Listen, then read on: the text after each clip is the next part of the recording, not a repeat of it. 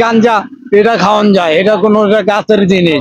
নিশা নিশা খাওয়ান যায় না, ওটা আমার ধরো জায়েজ না। গাঞ্জা না, এটা আল্লাহ তাআলার গাছের জিনিস, ওটা নিশা না। ওরা ভালা ভালা উকিল ম্যাজিস্ট্রেট ভালা ভালা এতেরা খায়। আমি তো সাধারণ ধরুন পাগল না। না সিদ্ধি বলে অন্য পোলা পাই না, আমরা সিদ্ধি বলি না, আমরা সাধু সেবা সেবা করি। এইটাই, এটা খাইলে মাথা ঠান্ডা থাকে, সব দিক যায় এই সব সময়। এইটাই তখন ওই যে গরম আল্লাহ চালায়, আল্লাহ আড্ডা দেয়। ধর পাগল কা কেন আল্লাহকে দোষ দেয় না?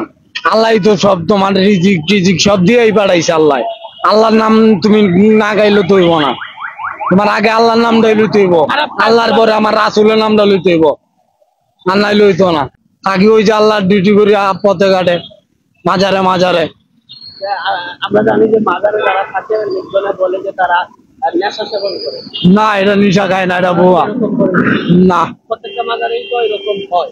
হয় যেরকম আমাদের শাহপরানে পাগল মাইরা পালাইছে নাইলো 17 জন, এই যে মোনাজাতের পরে শাহপরান সিলেট, এই যে শাহপরানের উরুষের টাইমে, উরুষের মোনাজাতের পরের দিন মাইরা পালাইছে। এই যে আপনি যেমনি বলছেন, আপনি ওই যে যেমনি বলছেন আপনি পাগলকে মারছে কেমনে, মোল্লারা মাইরা পালাইছে মোনাজাতের পর পর।